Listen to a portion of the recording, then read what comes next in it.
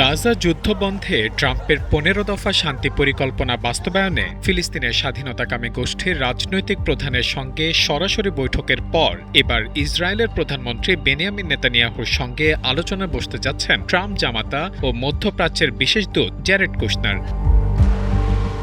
আল জাজিরার এক প্রতিবেদনে জানানো হয়েছে, ইসরায়েল সফরের আগের দিন মিশরের আল আলামেইনে কাতার, তুরস্ক ও মিশরের মধ্যস্থতাকারীদের সঙ্গে বৈঠক করেন কুশনার। সেখানে ফিলিস্তিনের স্বাধীনতাকামী গোষ্ঠীর রাজনৈতিক প্রধান খলিল আল হাইয়ার সঙ্গেও বৈঠক করেন তিনি। আলোচনায় উঠে আসে গাজায় যুদ্ধবিরতি এবং ট্রাম্পের শান্তি পরিকল্পনা বাস্তবায়নের বিভিন্ন দিক।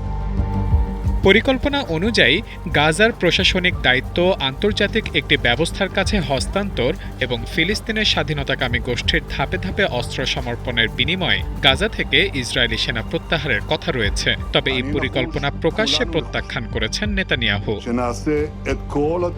অন্যদিকে স্বাধীনতাকামী গোষ্ঠী পরিকল্পনাটি গ্রহণ করলেও বাস্তবায়নের আগে ইসরায়েলি হামলা বন্ধ এবং সেনা প্রত্যাহারের শর্ত দিয়েছে। ফলে দুই পক্ষের অবস্থানের এই পার্থক্যের মধ্যেই নেতানিয়াহুর সঙ্গে বৈঠকে বসতে যাচ্ছেন কুশনার। জুলাইয়ের শেষ দিকে ট্রাম্প ঘোষণা দিয়েছিলেন, গাজায় অস্ত্রবিরতি ও অস্ত্র সমর্পণ নিয়ে একটি চূড়ান্ত চুক্তি হয়েছে, যার পেছনে যুক্তরাষ্ট্রের নেতৃত্বাধীন বোর্ড অব পিসের ভূমিকা ছিল। এখন সেই পরিকল্পনা বাস্তবায়নেই কূটনৈতিক তৎপরতা চালাচ্ছেন কুশনার।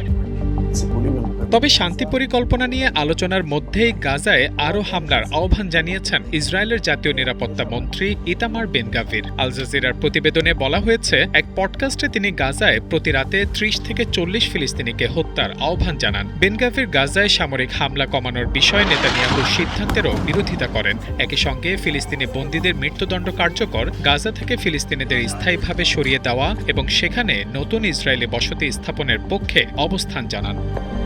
এদিকে ইসরায়েলের গাজা পরিকল্পনা প্রত্যাখ্যানের নিন্দা জানিয়েছে পাকিস্তান, সৌদি আরব ও মিশর সহ ৮ মুসলিম দেশ।